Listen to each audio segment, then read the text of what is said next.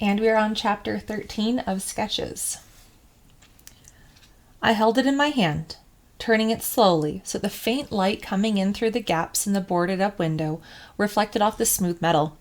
It went dark, and then brighter as the light caught it once again. It seemed to glitter like a diamond. I turned it over and over, watching the light play against the blade. It was almost hypnotic. I touched my finger against the razor-sharp edge. I pressed the side of the blade against my arm. It felt smooth and cold. I turned it ever so slightly, and the blade sank into my flesh. I watched it happen, but felt nothing. No matter how many times I'd done it, I was still amazed that it didn't hurt. I drew the blade along, and a line appeared on my arm. The flesh on both sides of the line sprang out, and the space became dark as blood, dark red blood. A trickle seeped out of the cut. I watched it form a dark line and ran down my arm and then dripped off onto the concrete. I touched it with a finger, and the blood smeared, but it still didn't hurt. It just felt numb, like nothing. Slowly, that feeling spread along my entire arm and into my body, and then up into the spine until it settled into the center of my head. I didn't feel sad or angry or scared. I didn't want to eat or drink. I didn't miss anybody or anything. I didn't have to think anymore. "Hey, Dana!" Ashley's voice jolted me back. I quickly pulled down the sleeve of my shirt to cover the cut. Hopefully it wouldn't bleed through the material. "Where are you, Dana?" she called out. I folded up the knife and stuffed it into my pocket. "I'm over here," I yelled. "What are you doing?" Ashley asked. "Nothing, just thinking." "About what?" "Nothing, really." "That's a lie," Ashley said. "You were thinking about home." She was right, and I was so shocked that I didn't even know what to say. "Don't look so surprised," Ashley said. I had spent the last few days thinking about my mother and those posters. Part of me was worried that she had been so close to finding me. Another part was upset that she hadn't tried sooner or harder. If she'd really wanted me home, she could have found me. Couldn't she? I felt so confused. I didn't want to go home, but I wanted her to try to find me. Sometimes I just wished that none of this had happened, that I had my life back, my school, my friends, a fridge with food in it, my bed in my bedroom, and I couldn't go back. But could I stay here on the streets? What sort of life was this? There was no way out. I felt trapped, with no answers, no hope.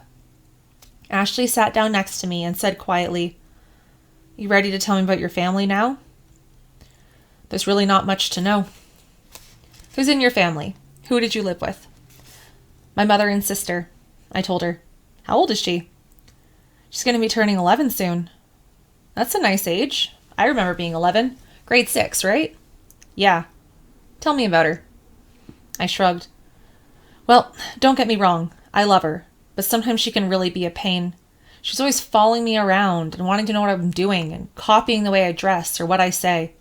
Funny, though, most of the stuff that she did to annoy me I sort of miss now." "I bet she misses you too," Ashley said. "Anybody in the house besides your sister and mother?" "Nobody worth mentioning," I said angrily. "Your old man, your father, where does he live?" "He moved out when I was 10. Divorce. I didn't see him much after that. He got remarried, had a new baby, moved to Vancouver." "So it's just you and your mom and your sister?" "And my stepfather," I said. "I didn't know you had a stepfather." "I wish I didn't." "Sounds like you don't like him much, do you?" she asked. I snorted. "I hate him." "One of my stepfathers was okay," Ashley said. "One of them?" "Yeah, I must have had 4 or 5 of them, and that's not even counting all the uncles who would show up for a few days or a few weeks. You're lucky you only had 1 stepfather." "Depends on the one."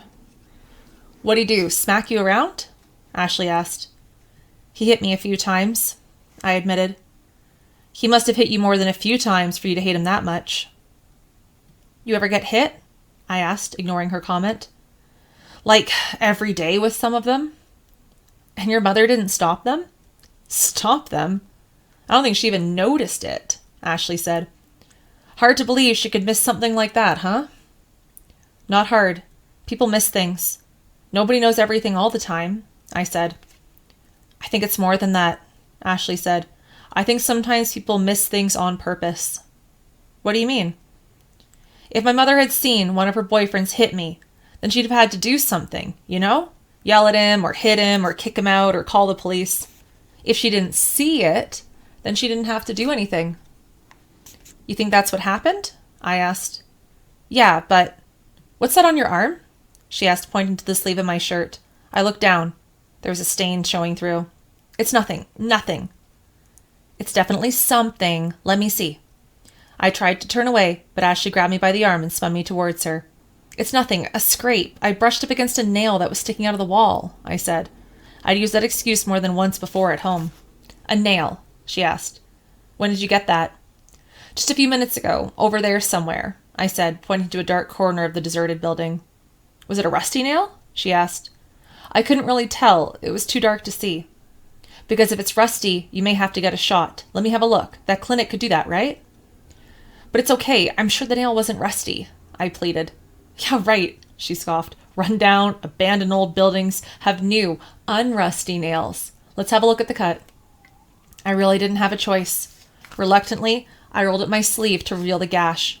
It had opened up and was seeping blood. That looks nasty. We better get something to clean it up and then some bandages.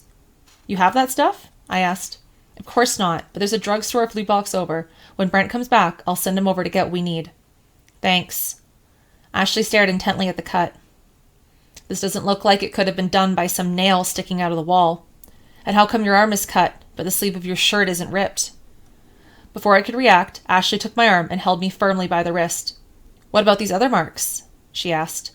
In the dim light, I'd hoped she would be able to see the faint white lines, the scars from the other times I'd cut myself. I didn't know what to say, how to lie my way out of this. You did that to yourself, didn't you? She demanded. Why would I asked as I tried to shake free from her hold. She just tightened her grip. Don't lie to me. You think you're the only one who cuts? I've seen girls who do this before. I should have figured it out. That's why you always wear long-sleeve tops, right? I nodded my head. Did you use the knife that Brent got for you? Is that why you didn't want to carry a knife? Ashley asked. One of the reasons. She was still holding onto my arm, and now she turned it to get a good look. Wait here, she said, and she got up and left the room, leaving me alone. I felt unsure and anxious. Where was she going? What was she doing? Before my mind had a chance to go in too many different directions, she came back. She was holding a McDonald's bag from supper the night before. She pulled out clumps of napkins. Here, she said, handing them to me. I placed one against the cut, and it sucked up the blood, turning wet and red. Press another on top, she said. You have to stop the flow. I did what I was told, taking a second and a third napkin and pressing them down, holding them in place. I mumbled, Thanks. I didn't really want to talk to her about it, but there was something else on my mind, something I needed to ask. You said you knew other girls who cut themselves on purpose, right? Yeah. I paused. Well, did they ever tell you why they did it? Ashley sat back and took a deep breath, thinking. I guess there's probably lots of different reasons why people do the same thing. But this one girl I used to know, she used to tell me that it hurt her when she did it, but it was a different kind of pain than the other hurt she used to feel. She paused. The type you feel here, she said, touching a hand to her chest, inside. The pain you feel in your heart or in your head. She paused. She said it was like when she was feeling a pain on the outside, where she'd cut herself. She didn't feel the pain on the inside as much. Again, she paused. Does that make any sense at all? Yeah, I whispered, my voice barely audible. Yeah, it does. I knew exactly what that girl meant. Did your mother know you were doing this? Ashley asked. Not at first. When she found out, she was confused and sad. She brought me to the doctor, and then he arranged for me to see a psychiatrist and a social worker. And did that help? I stopped cutting my arm, I said. But you didn't stop cutting, did you? Ashley asked. I shook my head. I just cut on a part of my body where nobody could see it. And your mother didn't know? She didn't want to know. If you pretend something isn't happening, then you don't have to do anything about it. It's like you said, people are pretty good at ignoring what they don't want to believe is going on. We both sat quietly for a while. My cut stopped bleeding, the way they always did. This was just one more thing I needed to ask. There was just one more thing I needed to ask. Ashley, that girl, the one you told me about, What happened to her? Is she okay now? Ashley just looked at me. I'll answer your question if you answer mine, she said. Why do you cut yourself? I shook my head. I had a pretty good idea, but I wasn't going to share it with anybody.